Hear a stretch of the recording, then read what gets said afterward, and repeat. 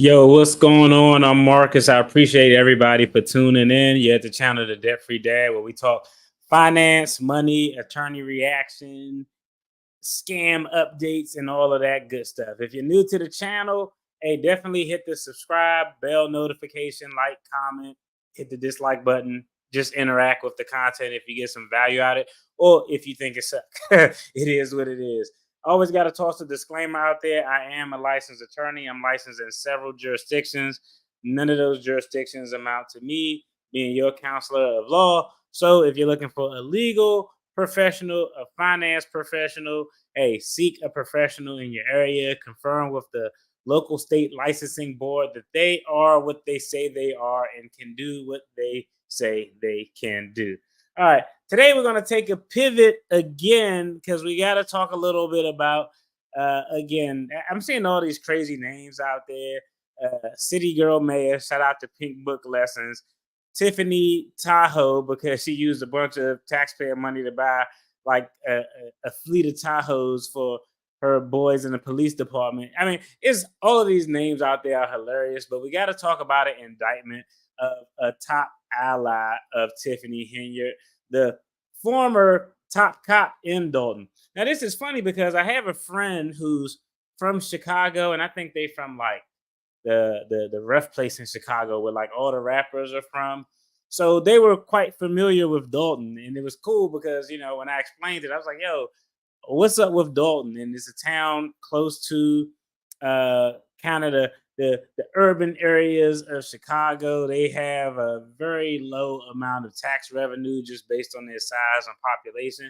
But they were able to give me some gems that provided me a little granularity that, this is a small town with next to big city with big city issues. Because, hey, Chicago, you already know how the politics go in Chicago. They look like it's just spreading everywhere. Actually, her point was they should just make that a part of Chicago and just go ahead and include it in Chicago because it's such a small area. But in the event, we got to talk about this indictment. Now, this indictment is interesting. I actually pulled up the complaint because I was like, sometimes sometimes on these legal matters, I like to go directly to the source and take a look at the complaint. But after reading the complaint, I was like, it's kind of repetitive. So I think I'm just going to pivot from reading the complaint, which I would normally do, and we're just going to go into a video. Then we're going to talk a little bit about why this person should never been hired as law enforcement as well. And we're going to look at a analogous situation with a DEA agent that occurred back in 2020 to show you why someone like this should have never been in a position of authority, especially in law enforcement. So again, check out this subscribe button, like button, all of that stuff.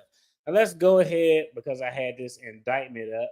Let me go ahead and queue up this video. I know y'all like, man, dude, you supposed to have this video. You supposed to have this video ready, bro. What are you doing? Why is this video not ready? Because I was going to read the indictment, damn it. But I elected not to. All right, so let's go ahead and take a look at this news article, this news story. Then we're going to talk a little bit about, again, why someone like this shouldn't have been in this position in the first place, but why Tiffany Henyard essentially put him in this position, because he got promoted to this position under Tiffany Henyard's regime. Normally you would say leadership, but when it has all this bad shit associated, you kind of call it a regime or something like that. All right, so let's dive in and check out this story. WGN's Courtney Spinelli has the latest, including community reaction. Dalton's deputy chief, Lewis Lacy, who stepped in as top cop before he was reportedly fired last week, is now facing charges of bankruptcy fraud. Now, real quick, Lewis Lacy, if we're familiar with a previous video, all the stories going around this, his name was on that list of names that had the crazy overtime thing going on when Lori Lightfoot did her preliminary investigative report, just so y'all aware. Lewis Lacy's name was listed in that PowerPoint. He was one of the cops who was, hitting up the overtime side of the game, collecting the bag illegally, allegedly. The indictment came down just days after an independent investigation revealed last week alleged wrongdoing by Lacey. It's a great day in Dalton. Justice is being served. Residents reacting after the police department's acting chief was slapped with a 9-count federal indictment. Lewis Lacy is accused of bankruptcy fraud, making false statements and declarations, and lying under oath. So happy for Dalton that we're gonna get. Y'all let me know in the comments. Do y'all want me to run to the actual criminal indictment and talk about what the fraud was? Or I can give y'all a summary. Essentially, 3 main charges, multiple counts: bankruptcy, fraud, false statements, and perjury. Where did the perjury come from? When you're doing a bankruptcy procedure, there's a meeting. It's called a 341 meeting. But the type of bankruptcy that he filed for was one where he wouldn't have got a clean slate, but he would have had an opportunity to make payments so that creditors could get something. So during a bankruptcy hearing, during that process, there's typically what's called a 341 meeting. Not a bankruptcy attorney, but I took bankruptcy many moons ago. But there's a 341 meeting. During that 341 meeting, the person filing the bankruptcy petition is essentially under oath, and they get asked questions related to their assets, their accounts, what kind of bank accounts they have, what's the total income of the home, all of that stuff. So the perjury charge stems from him making false statements during that 341 meeting where he was in oath and they were trying to figure out what his assets were. The false statements were because he essentially lied on something related to a federal proceeding. And the fraud for bankruptcy is related to how he tried to hide assets. Essentially, he had several bank accounts that he listed. He had other bank accounts that had substantial amount of monies in them. They didn't expressly say what it was in the criminal indictment, but it said substantially more than what was in his other accounts, which were used as operating accounts. So he hid bank accounts.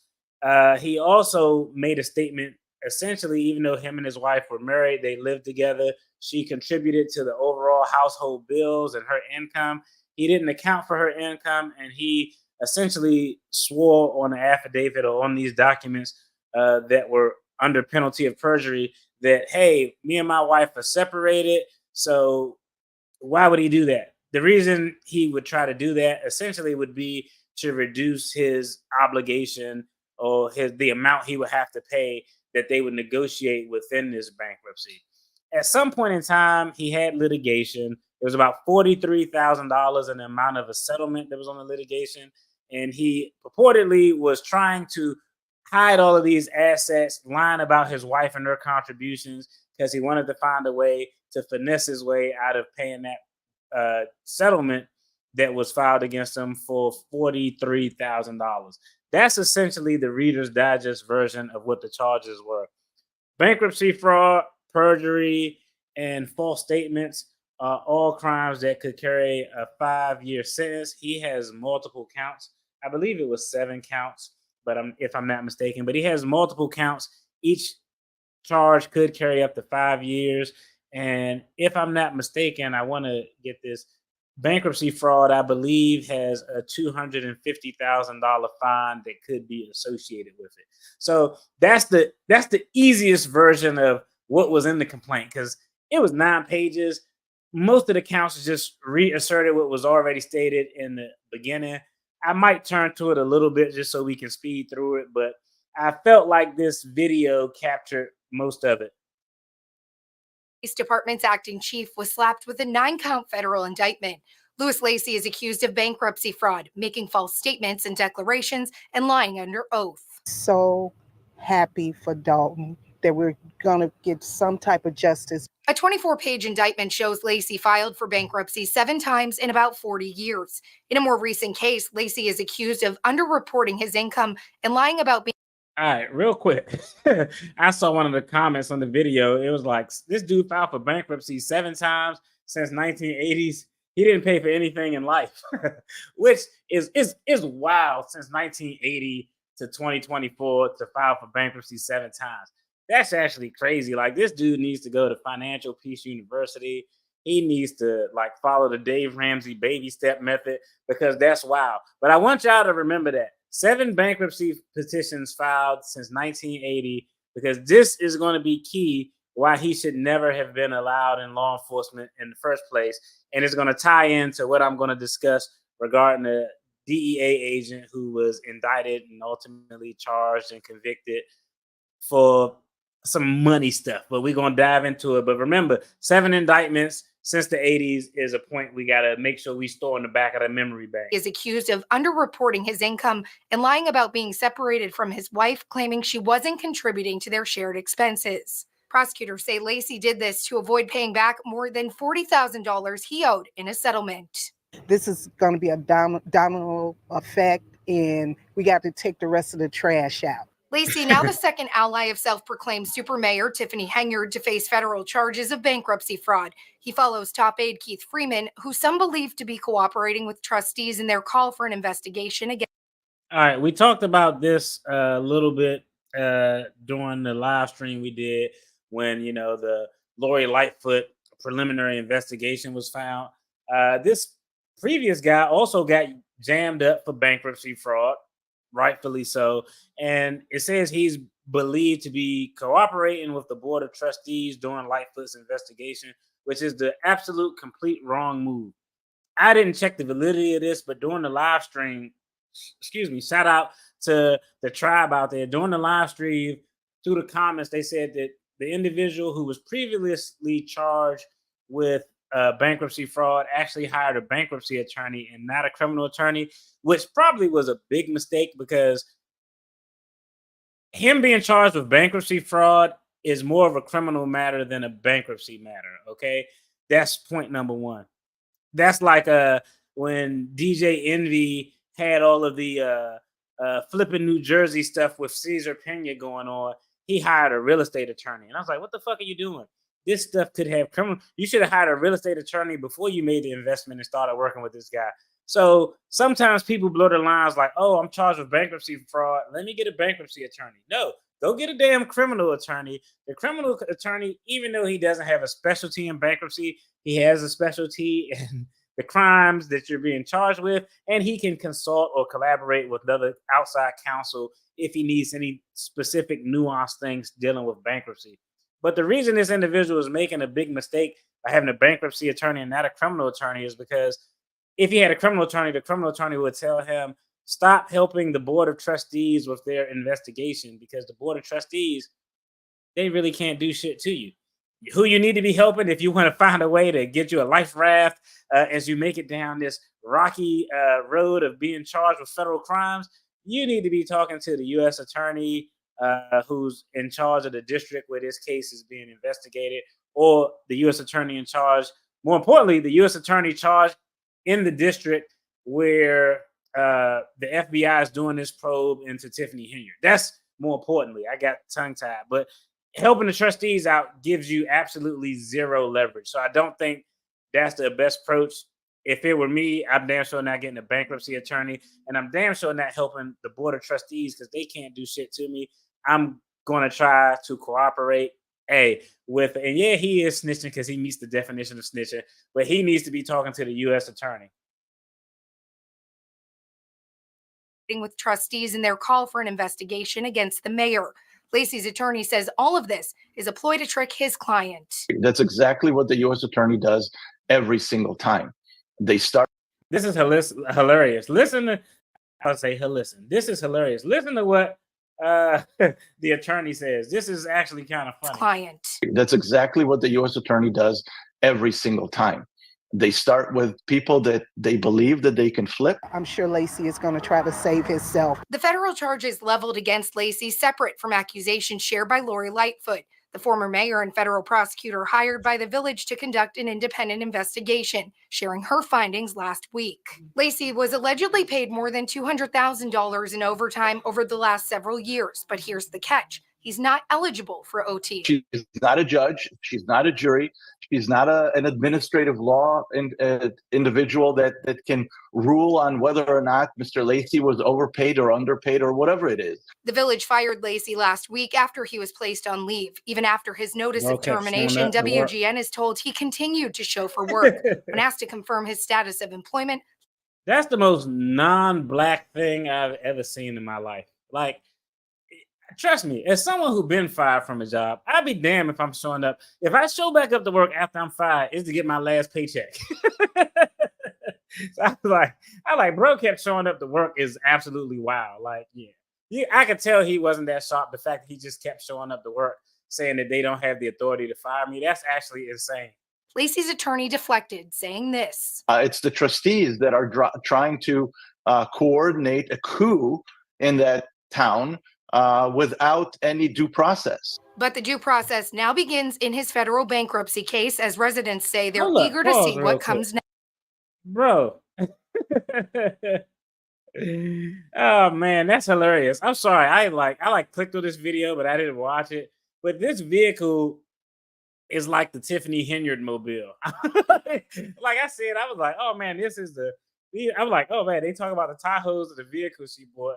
But this vehicle is actually an interesting vehicle with an interesting design.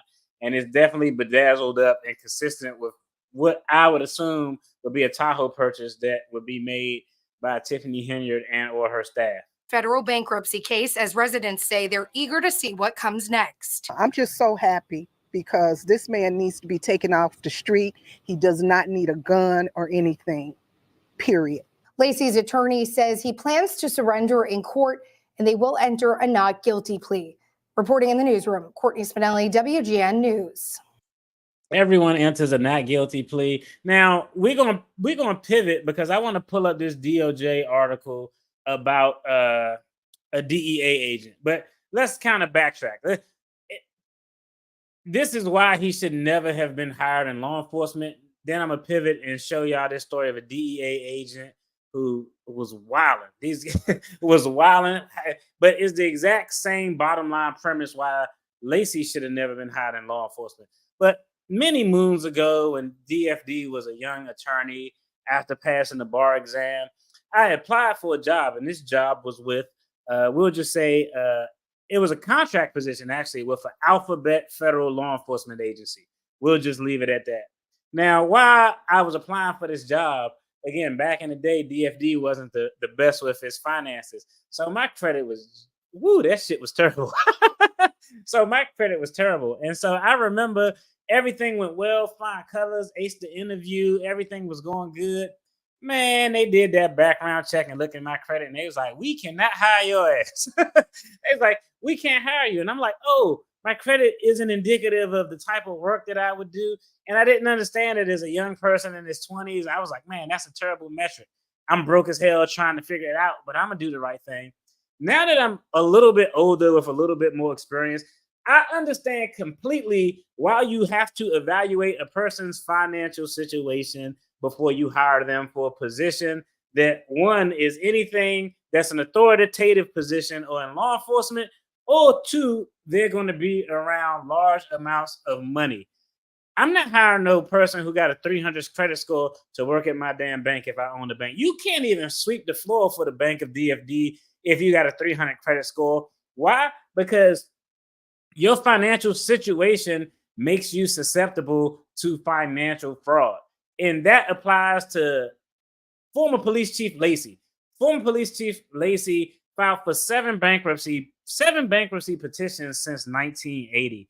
There was no way he should have even been allowed to be in a law enforcement position. All the time, I've seen them. They call them strike teams. Heat squad was when I was doing defense work down in North Carolina. But local police officers has task force where they only do guns, drugs. It's so much temptation to just stash a little bit of that money in your police vest or just do something shady, especially when you in a situation where your finances is jacked up. Let's just keep it a buck. Most times law enforcement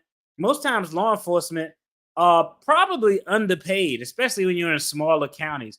But you got an underpaid person who got a badass financial situation, and now you're putting them in a position where they can use their position to improve their terrible financial position. The opportunity for them to just take advantage of it is just high as hell. So I kind of, even though back then when they didn't hire my ass, I was like, oh, that's terrible. But as I got older, I was like, I probably wouldn't have did anything shady, but I understand why.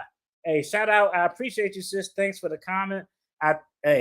I appreciate you agreeing with that. Like, I don't know. I just don't think that, and they've actually passed some laws recently where on job applications, they can do a credit check if I'm not mistaken, but they can't use your credit report as the sole reason for denying you. But for law enforcement, that doesn't apply because when you're dealing with DEA, FBI, CIA, local law enforcement, they got to do all sorts of lie detector tests and everything.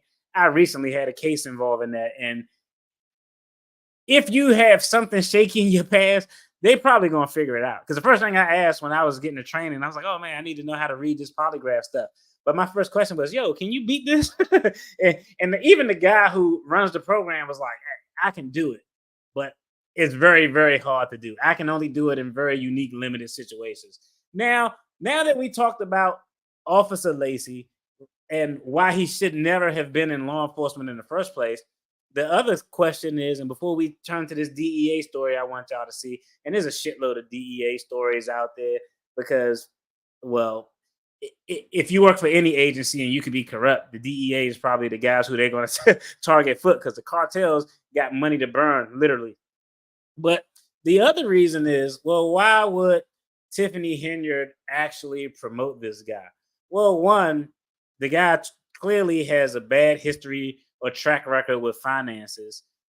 Two, one, if she has an understanding of that, you can actually use that as leverage. If I know you're struggling financially and I can like, yo, you come rock with me and I'm going to give you overtime, even though pursuant to the statute or the county regulations, your position doesn't qualify for it, I'm going to go ahead and finesse it so you can get a bag. You can make more in overtime than you actually make in your salary. It's going to give her the sense of, hey, this guy's going to be loyal to me because I'm giving him something that can get him out of this jacked up, terrible ass situation. So that's kind of why she promoted him. I know. I've worked at a government agency where a new appointed official came in. I got promoted super fast. I was the youngest, newest, blackest attorney there. I got promoted super fast. In like 3 years, I was like in charge of a gang of stuff. And some of the reason for that is because, hey, if I promote this guy and give him opportunity, he's going to advance in his career a little bit faster. This person will have some sense of loyalty to me. Needless to say, I ended up getting fired from that job because, hey, I'm loyal, but I ain't going to do the wrong thing. But that's neither here nor there. But let's turn and pivot to this DEA story because the same reason that Officer Lacey or former disgraced Deputy Chief Lacey should not have been in law enforcement. It happens to people in law enforcement all the time. We're going to go to a DOJ report that I pulled up. And if y'all stick around, we might take a look at one scam reaction video because I found a scam where I just said, you know what? I don't like the victim claim, but this scam is like 98.2% the victim's fault. All right, so let's go ahead and take a look at this. Former DE agent and his wife indicted for alleged roles and schemes to divert drug proceeds from undercover money laundering operations. Money laundering, taking bad money, washing it, cleaning it into good money, so that way you can actually use it to purchase stuff. And it don't got cocaine and blood residue all on it. All right, let me go it. All right, I got it nice so y'all can see it. A 19-count indictment in Tampa, Florida was unsealed today against a former DEA special agent and his wife for their alleged roles to divert drug proceeds from undercover money laundering investigations into bank accounts they, along with family members and criminal associates, controlled. Assistant Attorney General Brian Benowitsky. I'm not even about to go there. Excuse me. Let's go down to the meat and potatoes of it. But all law enforcement have to deal with this. When you have, and I'll tell you, when you're dealing with like federal task forces, especially guys who got to go overseas, DEA, they're going to be in Colombia, Bogota, Thailand, all of those places. They even have officers take lie detector tests a certain amount of, maybe it may be every year or every 6 months or every 2 years, but they have to do that because they have to make sure that, hey, these guys aren't getting compromised with the financial resources that the cartel have. So if you got financial holes and there's an opportunity to fill those financial holes because your bag is low, a lot of people are going to take them. The indictment alleged that while working as an agent at the DEA in Miami and Cartagena, Colombia, Irizarry engaged in a illegal scheme to divert drug proceeds from undercover money laundering investigation into bank accounts controlled by himself and Gomez, their family members and criminal associates.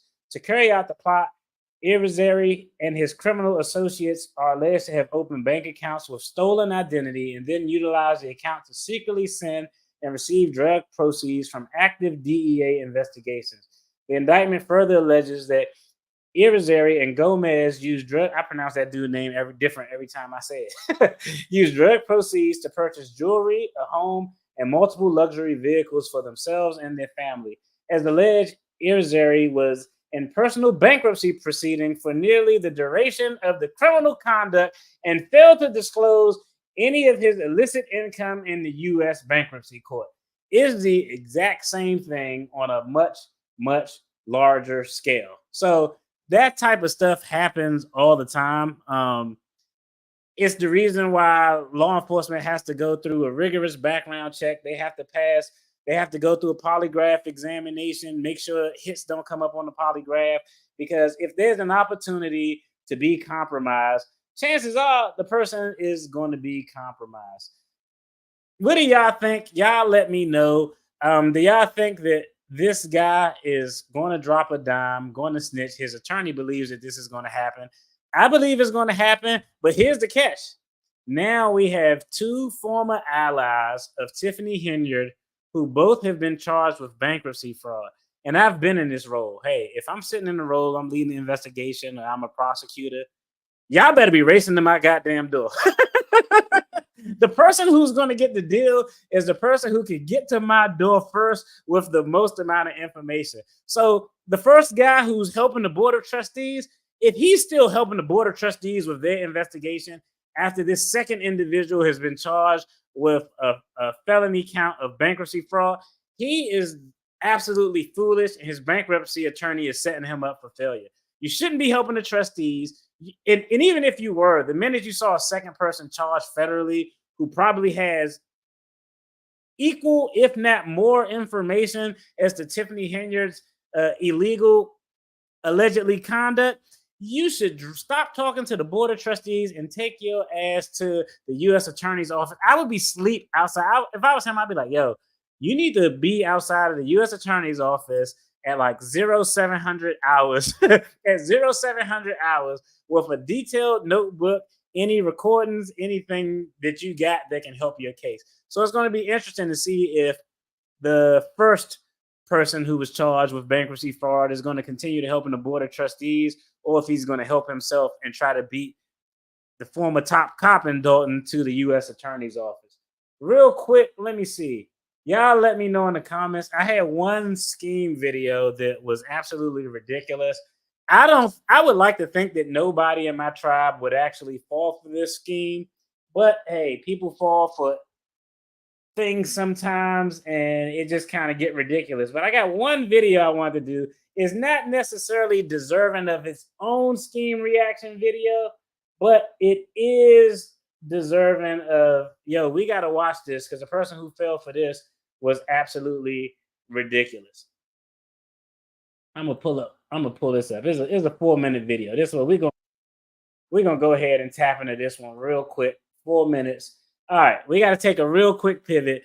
Again, I hate to see people get schemed, scammed, finessed out of their money, because I represented people who ran and organized and operated big time multi-million-dollar Ponzi schemes, and I put a lot of bad bank CEOs and schemers away who are trying to finesse the system. So I generally hate schemes, because at the end of the day, taxpayers somehow are end up responsible for the money.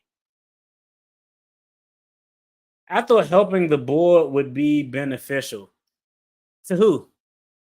And shout out for the comment, Enrique, but let's think about it. What could the board of trustees do to a person who doesn't cooperate? if there's no risk of the board of trustees can't file a civil lawsuit to try to recoup the money, that's going to have to be done by the attorney generals or federal court, depending on what programs were defrauded, what monies were used, if it was commingled with federal funds. So the board of trustees, they can't bring any civil litigation. The board of trustees can't bring any criminal complaint. There is literally no reason to help the board of trustees. The only thing the board of trustees can do, why would I advise a client to help the board of trustees? I wouldn't. It's under no circumstance. The board of trustees may be able to fight for you to keep your local job, but what good is keeping your local job in some county position when the federal government got a criminal indictment or may have a criminal indictment on you? So when you have Lori Lightfoot doesn't have the ability to issue subpoenas to get the information she wants. That's why she was like, we don't have all the credit card stuff. Now they're probably finding it. They have people like the first guy, Kenneth or whatever his name is, who's charged with bank. He's probably helping out, but you got to have essentially a state prosecution agency or federal prosecuting body has the authority to subpoena information, to get a grand jury to get bank records without having to provide a notification because it's a sealed grand jury matter. There's absolutely no reason I would ever advise. If I were representing any of these guys, I'd be like, but pardon my language, don't help the board of trustees. We aren't worried about them. The board of trustees can't send you to prison for 5, 10, 15, 20, however many years. So that's why I don't think it's beneficial. I wouldn't advise them if I were helping them or representing them. I was like, yo, forget the board of trustees. The only person you need to be talking to is the U.S. Attorney's Office. You don't even, if we know the FBI does have an investigation on Henyard, the FBI can't do anything to give you a deal or any type of leverage without the authority of the U.S. Attorney. Now, sometimes the agents will be like, yo, we'll make sure we let the U.S. Attorney know of your cooperation, but forget all that. I need to talk to the person who can actually give me some type of immunity, maybe some full level of immunity where it's across the board or something like that. But that's why I think talking to the board of trustees is really kind of a waste of time, in my personal opinion. Anybody else got any questions on the Henyard thing? Go ahead, throw it up. We're going to do this one more video because I want y'all to take a look at this scam. I don't normally victim blame, but I do. I don't normally victim blame. Victim blaming is terrible, okay? And like I said, because of my background, I hate scams and fraud because somehow taxpayers end up paying for it. But 90% of people who fall for scams, they fall for scams because they want something for nothing or they think they can make a quick buck. And this scam, Phoenix woman loses $110,000 in a job scam, is the most ridiculous scam story I ever heard in my life. And after I watched it, I'm gonna be honest, I didn't really have no advice. I just was like, lady, you should have known better. You should have known better. This is a dumbass idea. It don't even make any type of sense. There may be real jobs like this, but she just got finessed, and she got finessed because she thought she could make money easily. Anytime something is too good to be true, it probably is. So let's go ahead and pull this up. If y'all got any questions while I'm playing this on the Henyard side of the game, y'all go ahead and leave them in the comments, and I address those questions. But again, this wasn't deserving of a video by itself, but I did want to show it to the family, and I might parse it out and make it into his own video. I don't know. We'll see. Let's dive in. Y'all let me know in the comments. I don't want to victim blame, but if this is a scam and this lady had no fault, put a 1 in the comment. If this lady played a significant role in this scam and should have known better, put a 2 in the comments. A 1 if this lady was a straight up victim and she couldn't have seen this coming. A 2 if this lady should have known better and she kind of got what was coming her way. All right, this is quite a story. A Phoenix woman thought she'd found the perfect job working from home, making good money right off the bat. Yeah, here's the thing. She ended up losing more than $100,000 to scammers behind it. On Your Side, Scary Harper explains how all of this happened. Well, if you're looking for a job online, you have to be very careful because there are so many job scams out there. And the job scam you're about to see is very convincing, particularly for people who want to work from home. He said it's very convincing. I don't know. A 1, if the scam was very convincing. A 2, if this lady should have known better, and this clearly sounds like a scam. Let me know in the comments. Letterboxd is a reputable and legitimate company based out of New Zealand. Members of Letterboxd can, among other things, rate and review films. So when Rachel got a text message from someone claiming to be a recruiter from Letterboxd, it got her attention. And the text message said, basically, are you looking for a job? If you get a job offer via text message, I have personally got recruiters reached out to me for consulting, and they'll send an email. Then they'll send a text message. But generally, a text message saying, "Hey, this is an opportunity to make money," is generally a red flag. Just since it should be Got her attention. And the text message said, basically, are you looking for a job? We can give you this, this, and this per month. The so-called recruiter said she had found Rachel's resume on the popular employment website called Indeed and claimed that Rachel could make up to $9,000 a month by simply watching movie trailers sent from Letterboxd. $9,000 a month from watching movie trailers. Anybody in the chat, if y'all got a question on the Tiffany Henyard side of the game about what we talked about, the indictment of the police chief, y'all let me know. We'll address them. But $9,000 a month as an attorney who's been in the game for about 13 plus years now, a little over 13 years, almost 14 years. It took me a long ass time before I got anywhere near $9,000 a month. But she got a text message saying that, hey, you can make $9,000 a month by watching movies. Again, 1, if y'all think that this was something that seemed legit and her falling for it was justified, or 2, if this was mostly her fault. A month by simply watching movie trailers sent from Letterboxd. Who said anything about safe? Rachel says the only requirement to get started was to deposit $100 using cryptocurrency. Then, after watching just a few movie trailers, deposits using cryptocurrency. Okay, hey, I'm a cryptocurrency guy. I dabble here and there. I bought a little bit of Shiba Inu and some Dogecoin Mars. I don't even know what the hell that one was. That was just a grift. But yeah, I dabble in it. Not a lot, maybe like 1% of my overall investment portfolio. But text message, $9,000 a month reviewing movie trailers, and $100 deposit in cryptocurrency. Red flag, red flag, red flag. 3 strikes, you're out. Well, if you're looking, among other things, Oh, rate and review films. My bad. Got her attention. And month. Here we go. The so-called recruiter said she had found Rachel's resume on the popular employment website called Indeed and claimed that Rachel could make up to $9,000 a month by simply watching movie trailers sent from Letterboxd. Who said anything about safe? Rachel says the only requirement to get started was to deposit $100 using cryptocurrency. Then, after watching just a few movie trailers, she would get her $100 returned plus a nice commission. For a while, it was fine. I would do the 30 movie clips, and at the end, I would get my deposit back and extra money.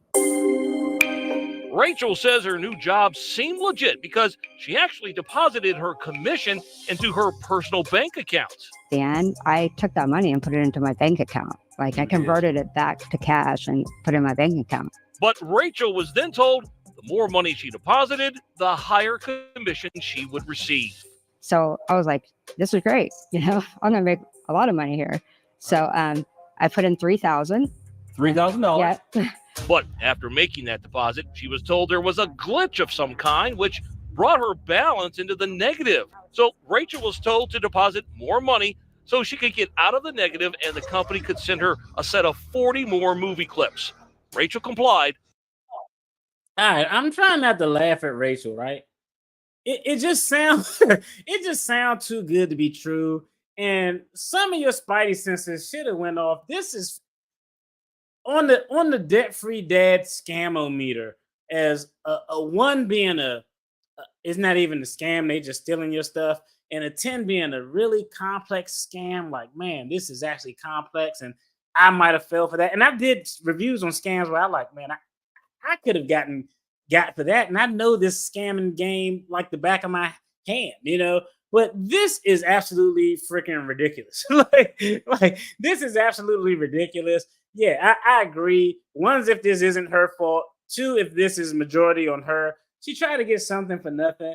But not only do you pay in crypto, but once you send money in the first transaction is go through, because the first transaction has to go through in order to get you to put more money in. So everything, but when they say, oh, you needed more money, or oh, there's been a mistake, we got a glitch, send the money. That once they start coming up with all of these dumbass excuses, it starts to get a little bit ridiculous. I agree, Molly. She should have researched, or at least now $110,000. Like if you get scammed out of 1,000, 2,000, 3,000, at what point do you just be like, you know what, screw this? Screw this. I'm gonna just stop. It's kind of wild. By sending just over $4,400. And like she was told, she got her commission after watching those movie trailers. Yeah, so I made like $1,000 within a couple of minutes. Wow. Yeah. Okay. So you're thinking, wow, this is easy money. Yes. At this point, Rachel was unable to cash out, but she kept making those deposits so she could keep watching those movie trailers and increasing her commissions. In all, Rachel deposited close to $110,000. 8 transactions over the. All right, real quick, hold on. That's insane. She should have did her research. Paying an employer is a big red flag. I agree. Not like it was she deposited $111,000, slightly in excess. Too good to be true. Like, that's what would have came to my mind. She should have said it 65 times. I'd have been like, bruh, this sounds too good to be true. Now she already lost in excess of $111,000. Course of just 1 week. Her last deposit, just over $62,000. What? Look at the deposits, okay? Real quick, while we got this screen paused. She's just in this bitch. You pardon my language. What time is it? Okay, it's after 9, so I could curse. All right. One, you just in here. You ain't even. Not saying that this would make it better, but you watching movie trailers. You're not even watching the whole damn movie. You watching movie trailers. A deposit of $4,000, $6,000. Maybe if she would have got for $498 as that first. Like, oh, my first loss, I lost $498, but it said it was a glitch, and then I did $1,000. It should have stopped at about $1,500, $1,600 with these two. She continued to make thousands of dollars in deposits. $23,000. Come on, bro. Like, I don't know. Like, this is, I'm no one to victim blame, but I'm victim blaming in this scenario. This is absolutely asinine. But when she was asked for even more money, she realized the so-called company she was dealing with wasn't letterboxed at all, but scammers.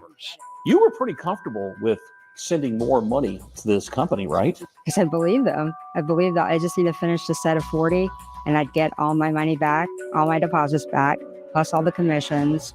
And it would be like a huge payday for me. You know what? I'm going to tell y'all right now. Let me tell y'all something real right now. All right. If I fell for this scam, because I don't know what her financial situation is, but the fact that she was able to give out $4,000, $23,000, she probably is sitting on the bag. She is probably very financially comfortable. But those scammers would have got away scot-free if it was me, because I would be embarrassed. I wouldn't even go to the news to tell them that I fell for this. I would go to the police. I wouldn't go to the news. If they did do a story on me and I fell for this scam, my whole face would be blurred out. It would be blurred out, just a shadow of a voice like, then I donated money. There's no way that I will be on TV showing that I got finesse with this scam. I'm going to the authorities. They probably not going to be able to do anything about it. They probably going to laugh at you. I'll tell you right now, if you come to my desk like, man, I got scammed and I want you to go after these guys so I can sue them, I'm going to laugh my ass off. That's just me. Rachel says this scam is very convincing, and she has this message I disagree. for other job seekers. I want to let people know, really, that this is out there and, to be aware of it. Especially, there's so many people looking for a job, and they're very vulnerable, as I was. I was very vulnerable. All right, a couple of red flags that will indicate you're probably getting yourself involved in a job scam. Number one, cryptocurrency. If you're asked to deal in cryptocurrency, most likely it's a scam. Number two, forwarding money. If you're asked to forward money for any reason, most likely it's a scam. And also, if you're asked to deal within text messages and not phone conversations, most likely that's also a scam. That's the craziest shit. That's the craziest scam ever. Hey, I think Molly said it earlier where she said that, here you go, paying an employer is a big red flag. You should not pay an employer unless it's money that's being deducted out of your payroll to go for like your insurance or something. And hey, I feel you, Enrique. That's my reaction. I think that was an absolute crazy ass story. One of the worst on the scale of 1 to 10, the DFD scamometer, that scam is like probably a 3. It's not a complex scam. It's like a 3 on the scale out of 1 to 10. This lady, but she has to be really wealthy to be able to lose that money, be able to have that money to just deposit it. Just from watching movie trailers that she probably could have saw on, like, I don't know, Fandango or YouTube or something. But yo, that's it for this video. I just wanted to real quick cover the Tiffany Henyard top ally being charged with bankruptcy fraud. I didn't dive into the complaint because it was just one of those things where it's bankruptcy fraud. It's not like it's me talking about P. Diddy or something like that. Bankruptcy fraud is not a sexy complaint to read, and I didn't want to burn y'all ears off. I thought the news article or the news story did well, and I thought that scam story was absolutely asinine. As always, if you got some value out of this, hit the subscribe button, like, share, comment, the whole nine. I definitely not selling y'all no courses on finances or building your YouTube channel, but I do appreciate the support. I appreciate everybody who tuned in and interacted. And if you're watching this on the replay side of the game, check out the content that's going to be right up here on the screen. I never point to the right side. It's going to be up on this damn screen somewhere. Check out that content. It's going to be more content related to finance, attorney reactions, and unfortunately, scam reviews. Y'all be careful. Keep y'all head on a swivel, and keep your money in your wallet. Peace.